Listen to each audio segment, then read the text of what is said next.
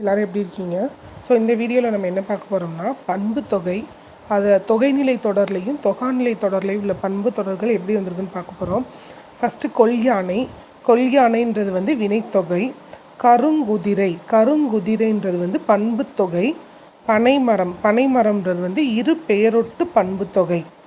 அடுத்து மதிமுகம், அது வந்து உவமை தொகை. கபில பரணர் அப்படின்றது வந்து உண்மை தொகை. கருங்குழல் அப்படின்றது வந்து அன்மொழி தொகை. அடுத்து தொகாநிலை தொடரில் உள்ளது வந்து வளவன் வந்தான் அப்படின்னா அது வந்து எழுவாய் தொடர். முருகா வா அப்படின்றது விழித்தொடர். வந்தாள் கோதை அப்படின்றது தெரிநிலை வினைமுற்று. பொன்னிவன் அப்படின்றது குறிப்பு வினைமுற்று தொடர். வந்த பொன்னி அப்படின்றது வந்து பெயரச்ச தொடர். வந்து போனான் அப்படின்றது வினையச்ச தொடர். மற்றொன்று அப்படின்றது வந்து இடைச்சொற்றொடர். நனிப்பேதை அப்படின்றது வந்து உரிச்சொற்றொடர்.